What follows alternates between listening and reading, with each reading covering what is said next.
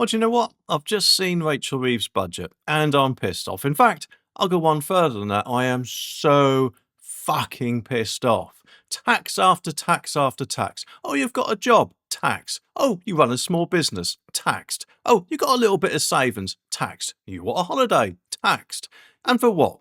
Surely more than likely you should say, oh, it's to help fill in her massive black hole. But whilst at the same time she is now, if anything, spending a lot more to fund a massive benefit handout. Because obviously she's scrapped the two-child limit. And I'm not just talking about child benefit, but apparently universal credit too. And from what I have heard, that could mean that if, I don't know, you've got about 6 or 7 children, you could be in line for an extra £14,000 a year of our tax money. And obviously, yes, a lot of people will say, oh, it's to help get kids out of poverty and things like that. But what they're missing the point, the way of doing that is to help the parents get off their arse and get a job, not by piling them with loads more of our tax money to enable them to sit more on their arse. And of course, I don't know about you, but to be honest, it wouldn't really actually incentivize me to actually find a job if I know I was going to be in line for an extra 14 or 15 grand a year.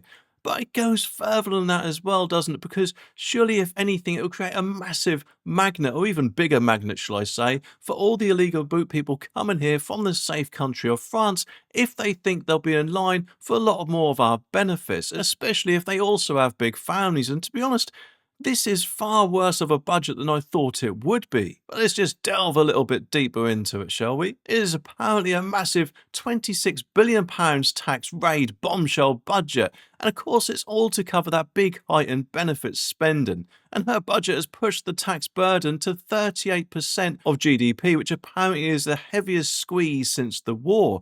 She's even throwing £9 billion more at benefits, including the £3 billion to scrap the two-child limit cap, which has already had critics calling it a budget for benefit street, paid for by us workers. And despite, remember last year, to end a stealth tax on workers, Reeves, of course, has done the opposite, and massive Keir Starmer or Rachel Reeves ballet dance and U-turn, freezing income tax thresholds again to rake in £8 billion more. I mean, obviously, yes, she's put the minimum wage up, but because we'll now be getting paid more, we'll be taxed more. So thank you very much for that, Rachel. Read between the lines.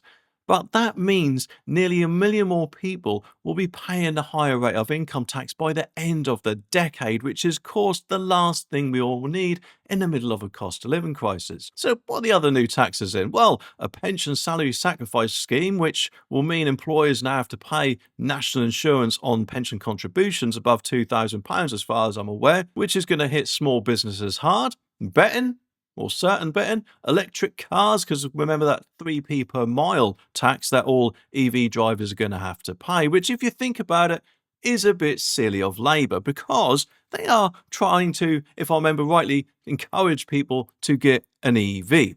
So I don't know about you, but I don't think the best way to do that is to create a new tax which all EV drivers are going to have to pay. And admittedly, yes, I know there'll be people out there saying that, well, EV drivers should pay more tax because we have fuel duty, and I get that. But this is surely the thin end of the wedge, isn't it? And not only could it increase in time, but also, who knows, maybe in a few years' time, if a lot of fuss is made about it, the government will come up and say, well, actually, we don't think it's fair that it's just EV drivers that have to pay per mile. So I'll tell you what, to make everything fair, we'll spread it out to more vehicles. In fact, all vehicles perhaps. And if you don't want to pay fuel duty on top, then you'll have to move over to an EV. It just makes me wonder if that's what their plan is. I am hoping I'm wrong with that, but it just makes me wonder. So this, if anything, surely is one of the worst budgets of all time. And yet there is just one tiny win for drivers. Apparently for the 15th year running, the 5p fuel duty cut sticks around, but only for 6 months. So from September, that will be going up as well. But here's a roundup of the main points. Income tax thresholds are frozen again, which of course is an £8 billion grab from us workers. National insurance contributions up on pension salary sacrifice. A £4.7 billion hit to savers. A £2.1 billion in tax hikes to property, shares and savings. And two-child benefit cap scraps costs £3 billion. Fuel duty, of course, as I said, is frozen until September. £1.4 billion new tax on electric cars. £1.1 billion tax on betting, and of course cigarettes and alcohol are going up, but that's going up from tonight. Reeves insists she is protecting the NHS, cleaning up welfare and cutting the cost of living, all while sticking to Labour's manifesto. But if anything, she needs to get her head out of her bum. Tory leader Kemi Badenoch tore into her budget, calling it a budget for Benefit Street. And to be honest, yes, I agree. It certainly is, isn't it?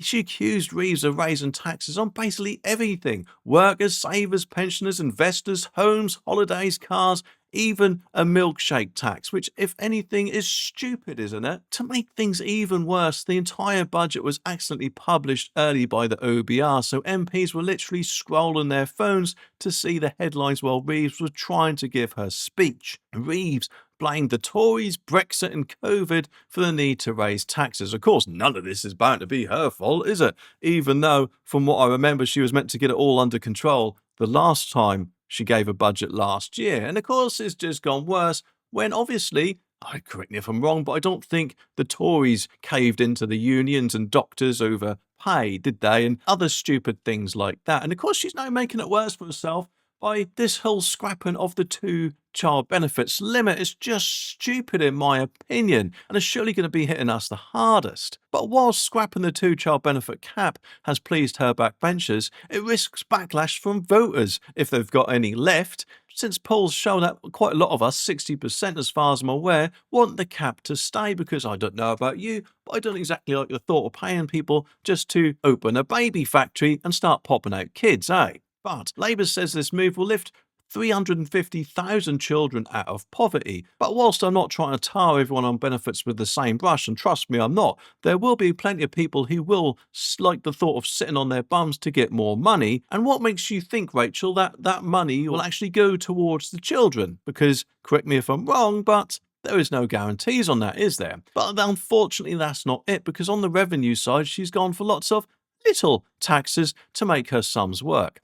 3p per mile charges for electric cars, a 2,500 mansion tax for homes over 2 million, and higher taxes on vaping, booze and online betting. And bingo duty, though, will be scrapped in 2026. Way, if you play bingo. I'm sure that'll just make it all up to the APs when you took their winter fuel allowance last year. Unfortunately, the OBR's forecast isn't thrilling either. Growth is slowing, real household disposable income will creep up slower than hoped, and the stealth tax freeze doesn't help either, does it? To sweeten the deal, though, Reeves has promised to claw back £14 billion a year in government efficiencies by 2029 and reinvest that cash into the NHS and defence. Think AI automation, scrapping NHS England, and selling unused government property. She's also after fraud, waste and excess profits from migrant hotels. Even with the chaotic rollout, Keir Starmer is still backing his Chancellor completely. It's just ridiculous, isn't it? More than likely, I'm betting, and admitted I could be wrong, but I think he thinks if she goes, then he'll go, and their fortunes are now fully tied together. And I don't know about you, but the sooner that Labour are out and Reform are in, the better, because hopefully then they can undo some of this madness before it even starts. Anyway, what do you reckon about this? Let me know down in the comments.